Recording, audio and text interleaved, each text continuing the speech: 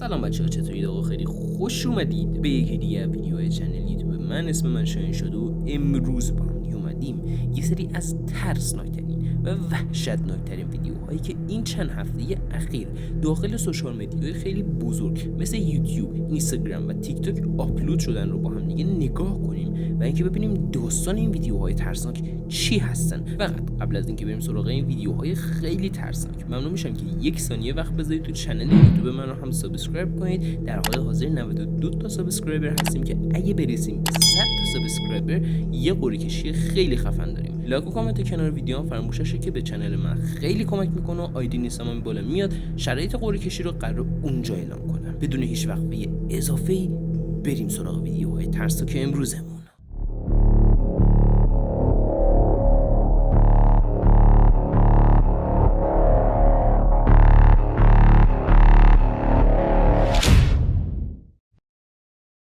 بچه ها، اولین ویدیویی که امروز با هم دیگه قراره نگاه کنیم مربوط میشه به یک چنل تیک تاک به اسم دریک تی تی وی که در اصل این فرد یک استریمر داخل پلتفرم تویچ هستش و بعضی اوقات به صورت رندوم استریم میکنه. اکثرا دریک داخل استریماش سعی میکنه که با کارهایی که انجام میده مخاطبش رو بخندونه، ولی یه دفعه داخل استریماش یه اتفاق میفته که تمام مخاطبای اون شوکه میشن.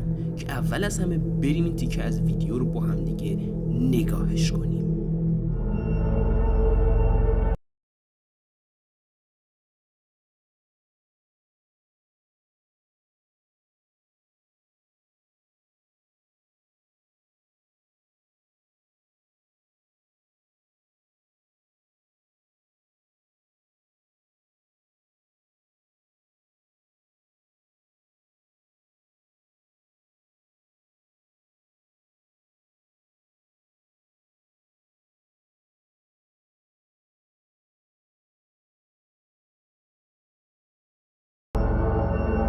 یه موجود خیلی عجیب و غریب که انگار پشت در اتاق دریک مخفی شده. اگه دقت کرده باشید اولین بار با خنده میره پشت در رو چک میکنه و احساس میکنه که مخاطباش دارن اونو اسکلش میکنن و زیاد به این داستان توجهی نمیکنه. ولی دفعه دوم مخاطباش از اون میخوام بره در رو کامل باز کنه تا اینکه ببینه آیا واقعا کسی پشت در قایم شده یا فقط به خاطر اینکه میخواد مخاطب جذب کنه. ولی وقتی در رو باز میکنه متوجه میشن که هیچ کسی داخل اون اتاق نیستش. ویدیو بعدی که با هم دیگه قراره نگاه کنیم مربوط به این اکانتی میشه که روی صفحه میاد که اگه خودتون دوست داشتید میتونید اکانت طرف رو بررسیش کنید. لیا یه سری ویدیوهای خیلی معمولی و چالنجی رو داخل اکانت تیک تاکش آپلود میکنه و یه ویدیویی رو آپلود میکنه که انگار داخل اون ویدیو تونسته یه سری اتفاقهای پارانورمال و ترسناک رو تجربه کنه که اول از همه بذارید بریم این ویدیو رو با هم دیگه نگاهش کنیم.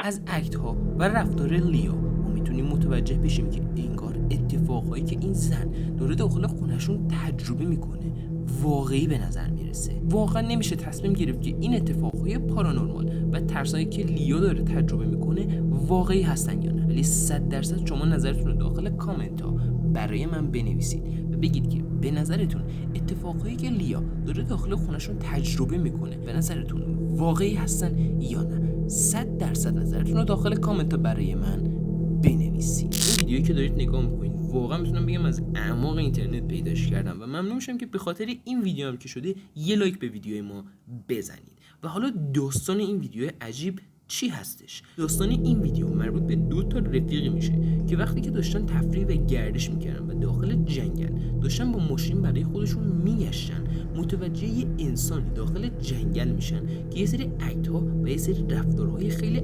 عجیب و غریب از خودش داره بروز میده و یکی از رفیقاشون وقتی متوجه همچین اتفاقی میشه دوربینش رو در میاره، از اون موجود ویدیو میگیره و سعی میکنه باهاش صحبت کنه که بریم این ویدیو رو با هم دیگه نگاهش کنیم. How you doing? Oh. There's some cruisers, man.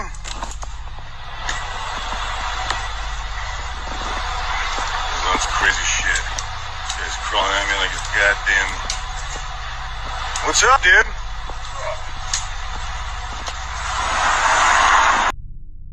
از روی اکت و رفتار این فرد میتونیم متوجه بشیم که انگار اون یه خوی وحشی داخل وجودش داره که وقتی که اون موجود نزدیک این دوتا پسر میشه حتی سعی میکنه با دست و پاهاش راه بره تا بتونه سریعتر به اونها برسه. ویدیو بعدی که قراره با هم دیگه نگاه کنیم مربوط بشه به یک پست ردیتی که داخل ردیت آپلود شده بود و واقعا به طرز افتضاحی بالا اومده بود و توی معرض دید من قرار گرفت و این ویدیو رو امروز قراره با هم دیگه داخل این ویدیو بررسیش کنیم. ویدیویی که مربوط میشه به لابراتوری استیشن سن دیگو و یه ویدیویی هستش که فرد ادعا میکنه که تونسته از یه روح یا اجنه یه ویدیوی کاملا واضح بگیره که اول از همه بریم این ویدیو رو با هم دیگه نگاهش کنیم.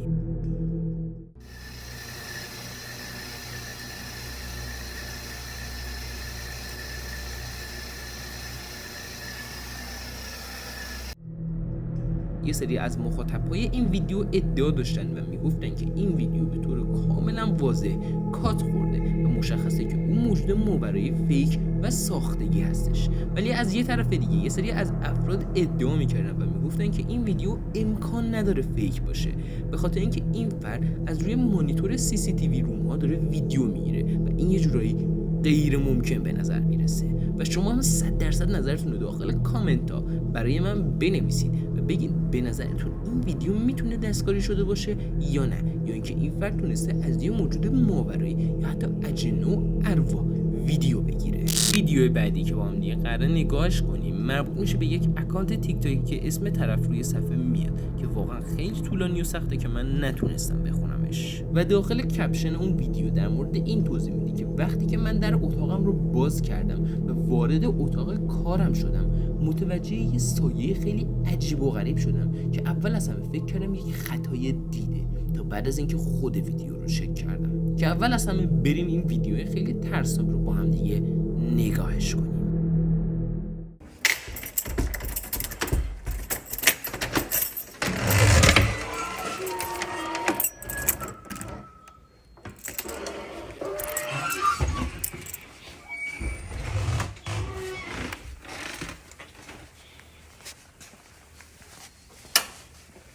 شاید اولین باره که این ویدیو رو دیدید به نتیجه خاصی نرسیده باشید و شاید چیزی نظرتون رو جلب نکرده باشه، ولی بیایید این دفعه نور رو بیشترش کنیم و صورت رو کمش کنیم تا اون موجود عجیب و غریب و داخل اون اتاق کار ببینیدش.